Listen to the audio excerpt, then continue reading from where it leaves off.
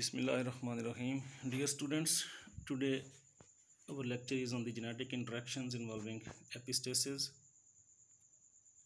and in this lecture we will discuss epistatic interactions,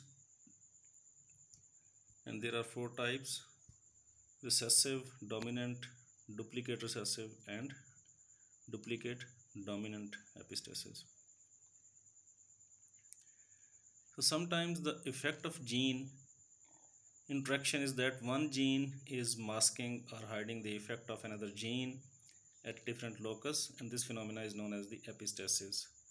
And this phenomena is similar to the dominance, except that dominance entails the masking of genes at the same locus, which means that the genes are allelic, whereas in the case of epistasis, the gene that does the masking is called epistatic genes, and the gene whose effect is being masked is known as the hypostatic gene. Epistatic genes may be recessive or dominant in their effects. So first of all, recessive epistasis, and this recessive epistasis is seen in the genes that determine the coat color in Labrador retrievers, and these dogs can be black, brown or yellow. So there are three colors, and coat colors in the dogs are determined by the interactions between genes at the two loci. So one locus is determining the type of pigment produced by the skin cells, and this locus has two alleles: a dominant allele, which is capital B, and it is coding for the black pigment, whereas the recessive allele small b codes for the brown pigment. And the alleles at the second locus affect the deposition of the pigment in the shaft of the hair, and in this locus, capital E allele allows the dark pigment to be deposited, whereas a recessive allele E prevents the deposition of dark pigment and causes the hair to be yellow. So the presence of genotype small e at the second locus, which is responsible for the deposition of the pigment, therefore is masking the expression of the black and brown allele at the first locus. So in this case, the genotypes that determine coat color and their phenotypes are, there are four, because there are two genes and each gene has two alleles. So in this case, four genotypes are possible. So when capital B and capital E allele are present, phenotype of the coat color in dogs will be black, whereas when at the first locus small b alleles are present and capital E allele is present at the second locus, coat color will be brown, and brown color is also known as chocolate color. So when capital B allele is present at the first locus and small e alleles are present at the second locus, or at both loci recessive alleles are present, then the color will be yellow. So now if we cross a black Labrador homozygous for the dominant alleles with a yellow Labrador homozygous for the recessive allele and then intercross the F1, we will obtain progeny in the ratio of 9:3:4 in the F2 generation. So in the parental generation, you can see that when you are crossing the pure breeds, in the F1 all the individuals will be black and heterozygous. So when F1 individuals are self-crossed, in the F2 generation ratio is 9 3, 4. 9 are black, 3 are brown, and 4 are yellow. So in the case of epistasis, we are actually comparing our phenotypic values, phenotypic ratios with the original Mendelian ratios of dihybrid crosses, and that ratio is 9331, but that ratio is being modified in the case of epistatic interactions. So genotypic ratios are always 9331, but phenotypic ratios are changing. So we can easily compare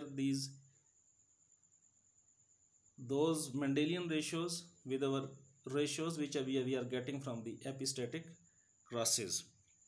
So in the case of recessive epistasis, you will be mostly getting the 9:3:4 ratio in the case of recessive interactions, recessive epistatic interactions. So now coming towards the conclusion from the above example of coat color in dogs. So in this example of gene interactions, allele small e is epistatic to capital B and small b. So the question arises, why? Because small e allele is masking the expression of the alleles for black and brown pigment. So alleles B, capital B and small b are hypostatic to small e allele. So in this case, small e allele is a recessive epistatic allele because two copies of small e allele must be present to mask or hide the black and brown pigments. So the next type is dominant epistasis, and dominant epistasis is seen in the interaction of two loci that determine the fruit color in summer squash, and it is commonly found in one of three colors, that is yellow, white or green. Summer squash has three colors, and these are yellow, white or green colors. So when a homozygous plant that is producing the white squash is crossed with the homozygous plant that produces green squash, and then F1 plants are self-crossed, the ratios obtained are 12:3:1. So 12 are with white color, 3 are yellow colored plants, fruits, and 1 out of 16 plants are green.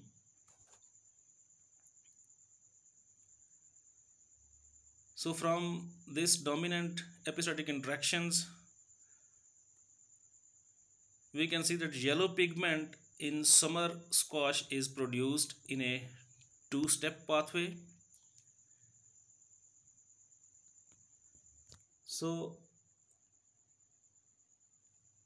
plants with genotype small w produce enzyme 1, which converts compound A, which is a colorless compound, into compound B, which is a green colored compound. But when capital W allele is present,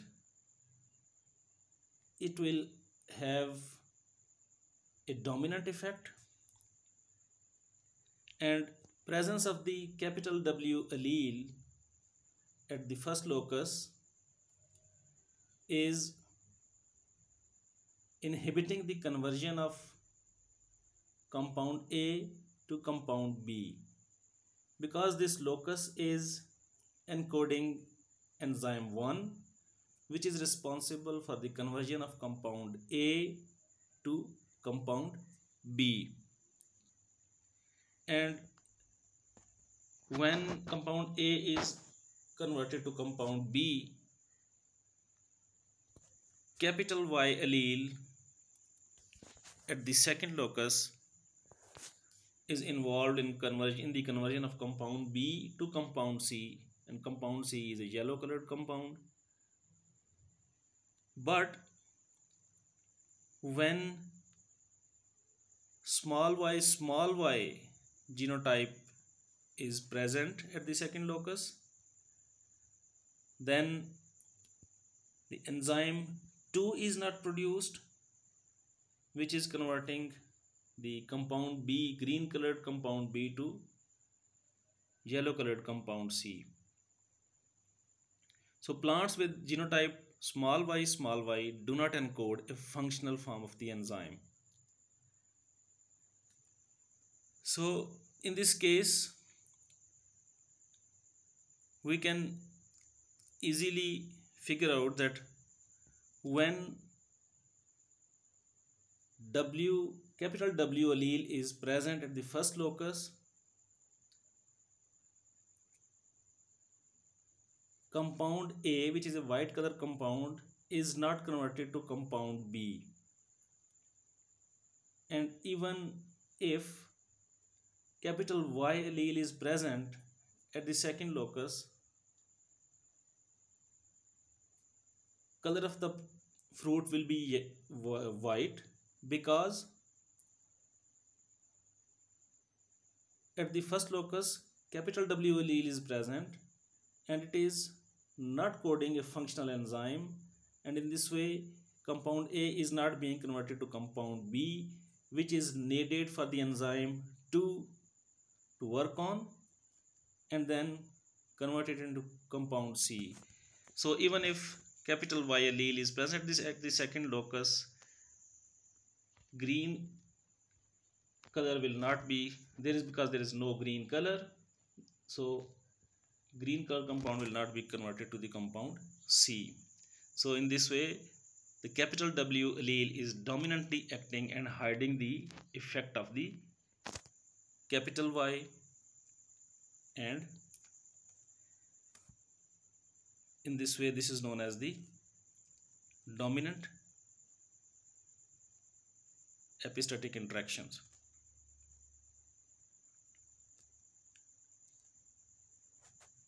So the conclusion from this example, so genotypes having capital W and capital Y and capital W and small y do not produce enzyme 1, whereas small w and small y produce enzyme 1 but not enzyme 2. So small w and capital Y produces both enzyme 1 and enzyme 2. So genotypes in this case, when capital W allele is present, regardless of the capital Y allele at the second locus, color of the squash will be white. And when at the first locus small w alleles are present, when capital Y allele is present, color of the summer squash will be yellow, and when both loci recessive alleles are present homozygously, then the color of the summer squash will be green. So allele W is epistatic to capital Y and small y because it suppresses the expression of these pigment producing genes. And capital W allele is a dominant epistatic allele because, in contrast with the small e allele in the Labrador retrievers, In the case of coat colors, a single copy of the allele is sufficient to inhibit pigment production. So in the case of Labrador retrievers, 2 copies were needed to inhibit, but in the case of summer squash, only capital W allele is needed to suppress or mask the effect of other locus. So next is duplicate recessive epistasis. So albinism is the absence of pigment and is a common genetic trait in many plants and animals, and we have already discussed in our previous lectures about the albinism in humans. So pigment is almost always produced through a multi-step biochemical pathway. Thus the albinism may entail gene interaction.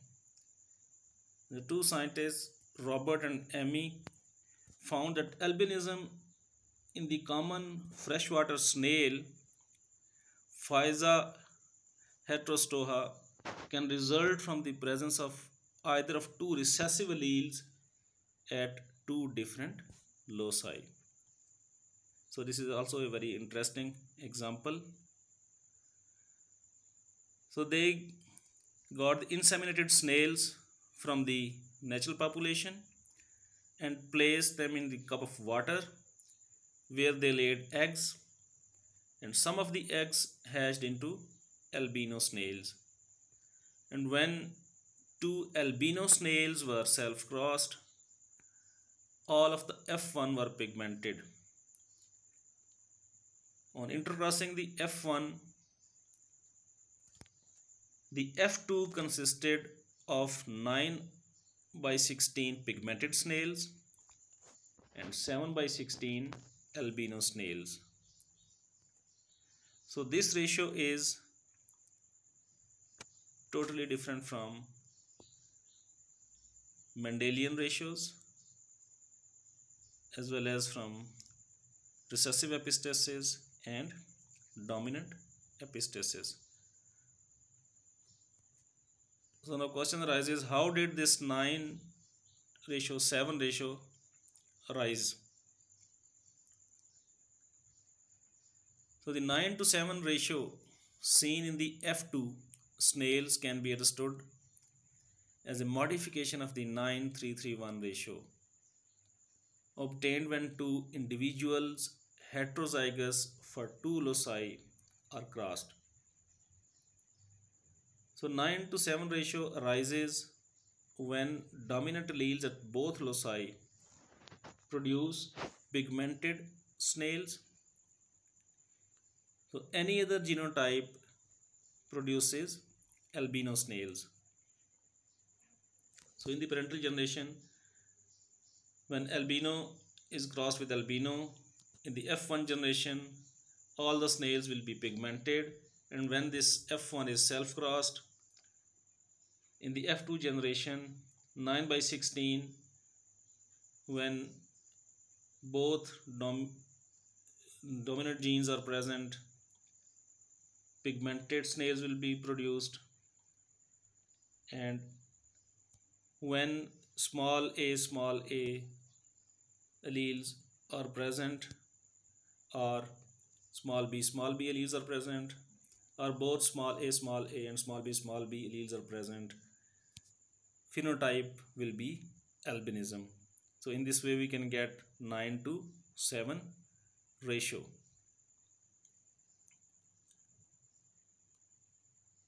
So in this example, pigment is produced in a 2-step pathway in snails, just like the previous example in which we were looking at the fruit color of the summer squash. But in that example, we were looking the dominant effect of the first locus. So in this example, a dominant allele at the A locus is required to produce enzyme 1 which is converting compound A into compound B. And a dominant allele at the B locus is required to produce enzyme 2, which converts the compound B into the compound C. It means that when at both loci dominant alleles are present, compound A can be converted to compound B, and then compound B can be converted to the compound C. But when small a alleles are present at the first locus, albinism arises because compound A is not being converted to compound B when enzyme 1 is not functional. And similarly, when small b genotype is present at the second locus, even then snails will be with albino phenotype, because even if compound A is being converted to compound B, it cannot be converted to compound C because of the absence of enzyme 2. So pigmented snail must produce enzyme 1 and enzyme 2 to become pigmented. And for the pigmentation, at both loci dominant alleles are needed. Otherwise, snails will be non-pigmented and they will be albino. So the 9:7 ratio in these snails is probably produced by the two-step pathway of pigment production, and compound C is produced only after compound A has been converted into compound B by enzyme 1, and after compound B has been converted into compound C by enzyme 2. So at least one dominant allele capital A at the first locus is required to produce enzyme 1. Similarly, at least one dominant allele B at the second locus is required to produce the enzyme 2. So the albinism arises from the absence of compound C, and this may happen in 3 ways. So there are 3 ways that a phenotype can be albino. So in the first condition, 2 recessive alleles at the first locus, which means that genotype of the snail would be small a at the first locus and capital B at the second locus.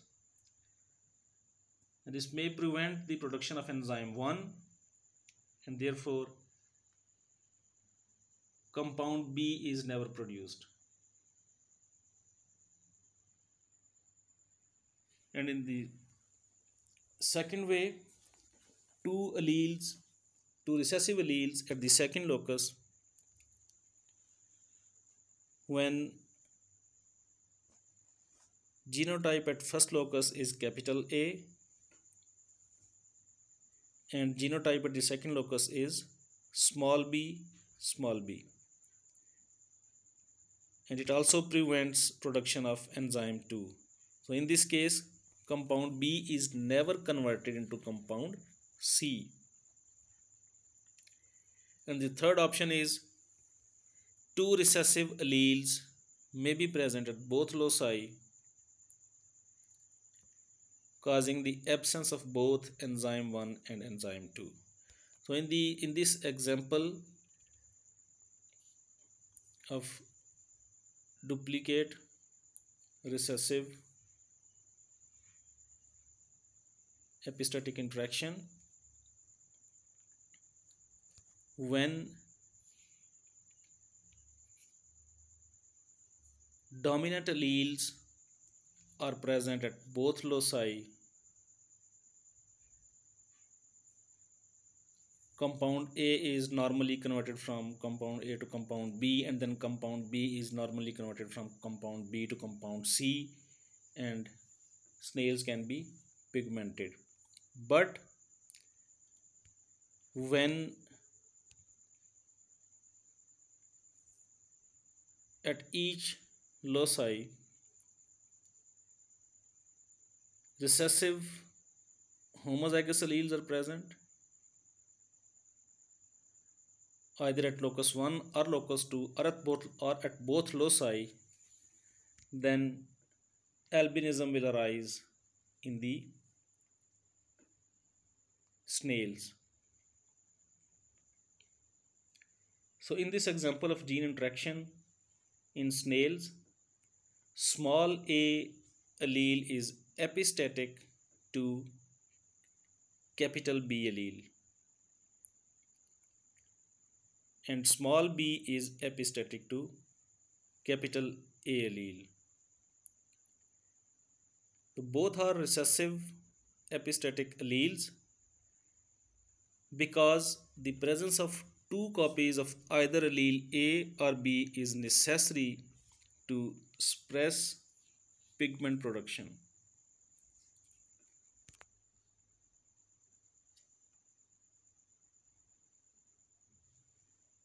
So we should keep in mind that in the case of Mendelian ratios,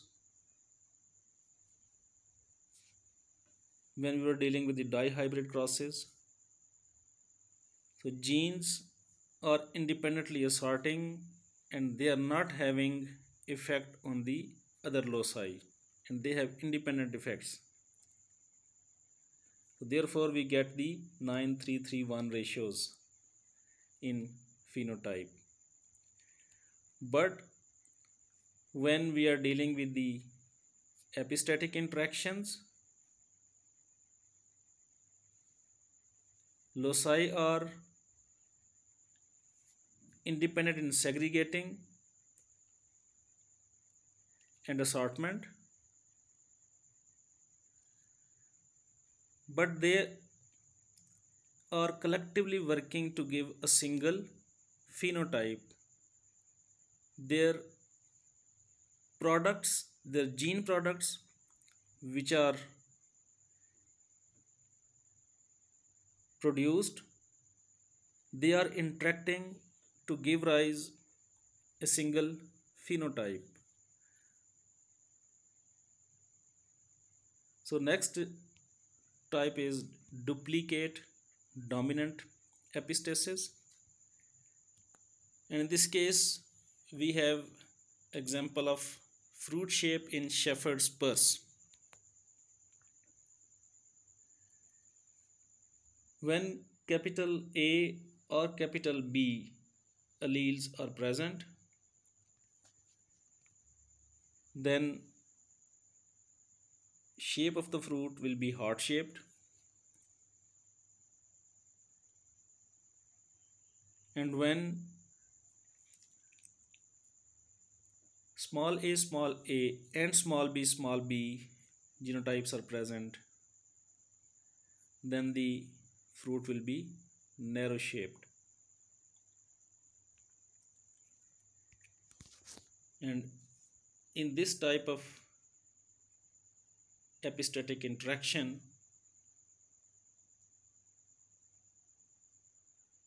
we are having ratio of 15:1 because dominant allele at either of the loci can produce the heart shaped fruit, So in this case, when both alleles are recessively present in homozygous condition, then fruit shape will be narrow. And in our genotypes we have only one option when small a and small b genotypes are present.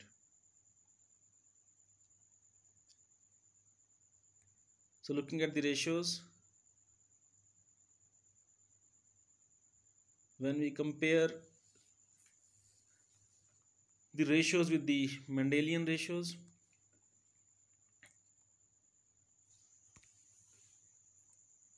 it will be 15:1 ratio. So this thing should be very clear in mind, that in the Mendelian ratios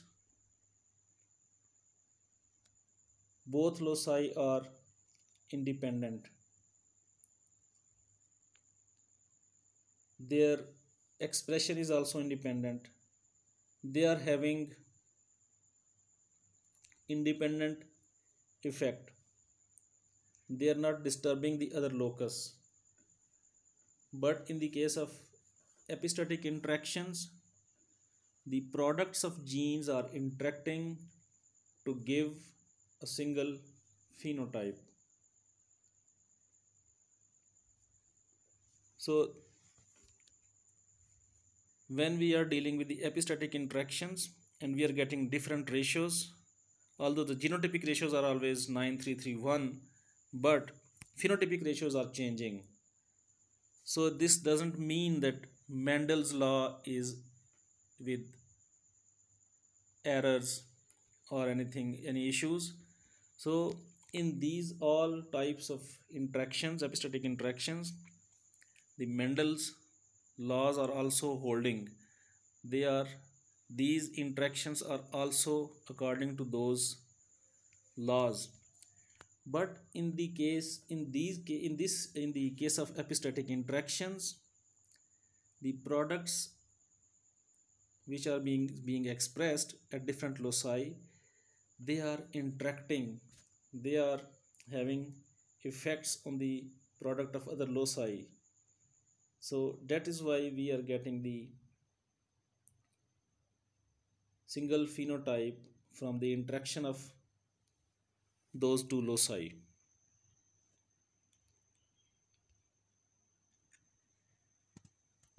So now coming towards the conclusion of today's lecture.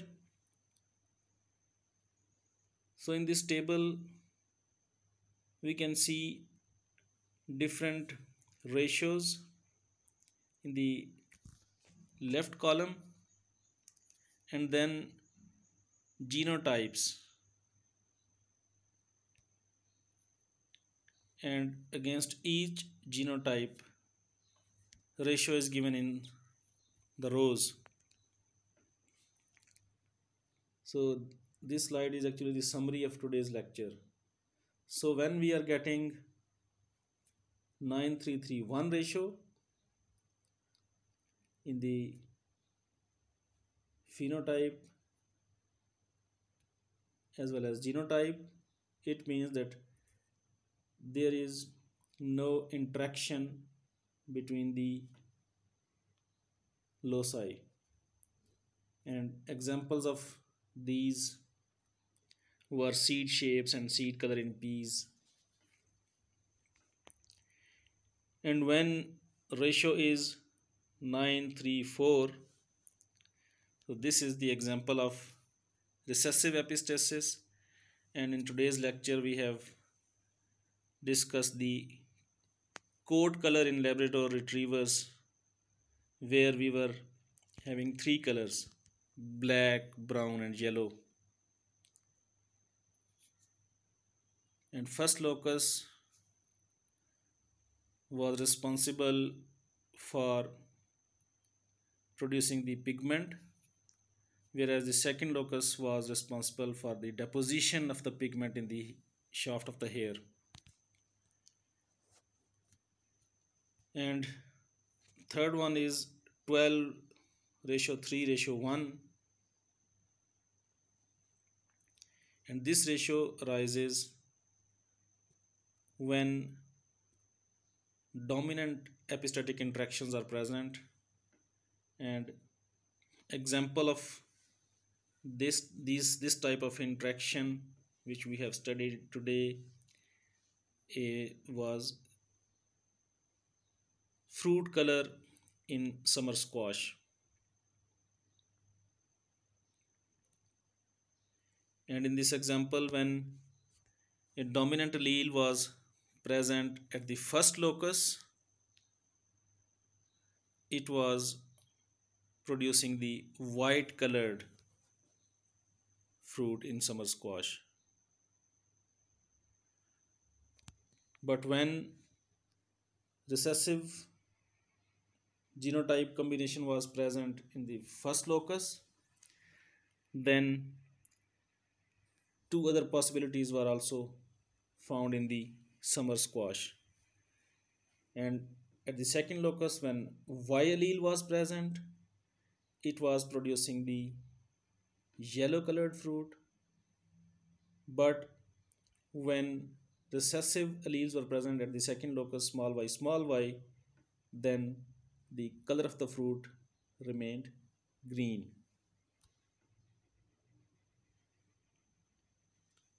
And the next example which we have studied in today's lecture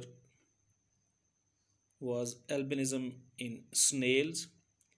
And this albinism in snails is the example of duplicate recessive epistasis, and the ratio is 9:7. And in this example, when recessive alleles were present homozygously at either locus, then the snails were with albinism.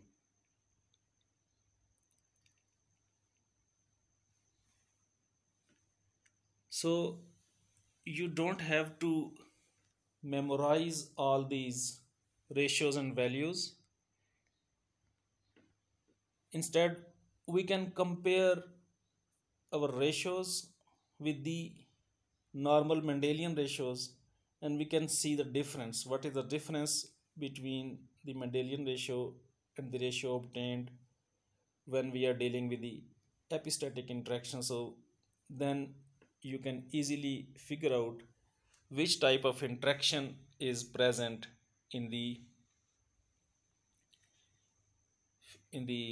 any type of cross, whether it is between the plants or other organisms or animals. So actual thing is what we have understood and how we can apply this knowledge to solve the crosses made between different phenotypes. So when we are dealing with this type of crosses, so we must keep in mind the things that in the case of epistatic interactions, expression is very important, and expression of the genes which is giving rise to different gene products, and those gene products are then interacting to give rise several different phenotypes. So this is important, and then by comparing the ratios we can easily work out which type of interactions they can be. So I hope that we have clearly understood all the four types of epistatic interactions, and now students can easily go through the questions and examples involving these type of ratios. So let us close today's lecture. So see you in the next lecture, inshallah.